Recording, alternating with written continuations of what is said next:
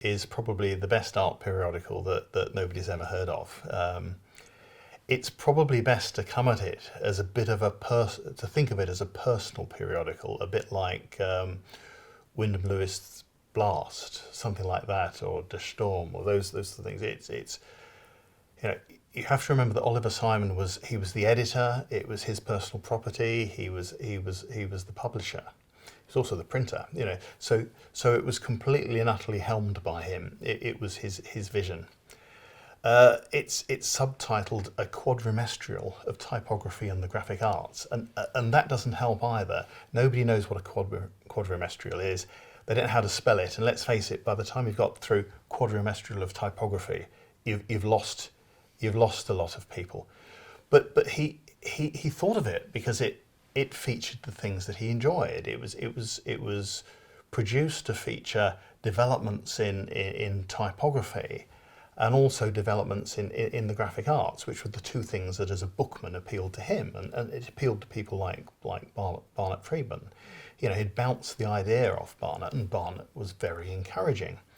So he thought that having published an annual some years ago called The Florian, which had gone well, but was purely really about typography.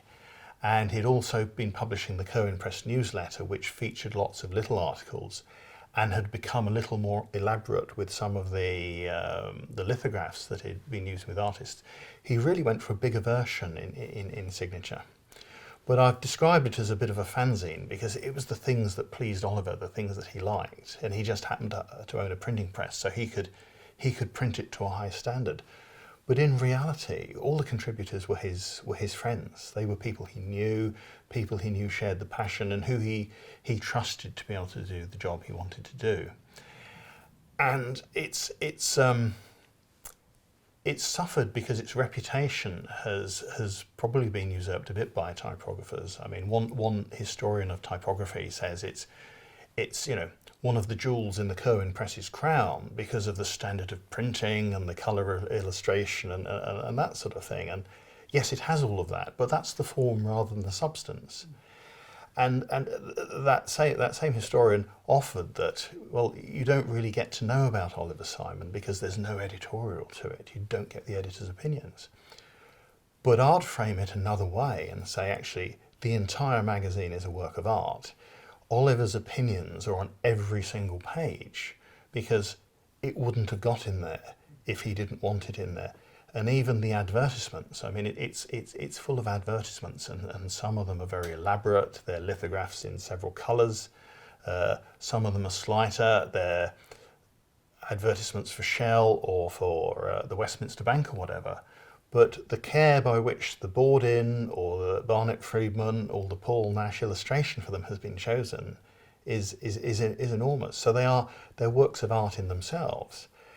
And then the other bit it's probably suffered for is that it's been said that it's the magazine that stimulated neo-romanticism and British taste in that direction, which is true. But that isn't what it's about. It's about all developments in graphic art. So he features the first hand list of Picasso's illustrated books, which was actually proofed by Picasso himself. It had never been published before. That's a modern article. That's not a British romantic inward-looking sensibility. That's a forward-looking piece of article. He does a piece on Ambroise Vollard's books. The guy who's been a great patron of Dufay, Bonnard, Picasso. You name it. The guy's a patron. He's published their graphic work, and now he's moved into publishing books that are illustrated by them. And again, Oliver has brought, certainly to Britain for the first time, a feature on that, and in fact he was rewarded by a Picasso lithograph from Voulard, who was so pleased with what he did. So although there are some very important pieces in Signature, they're not just British. They're actually he's looking at the European mainland. You've got Braque in there, you've got Miro in there. So it's quite a broad canvas.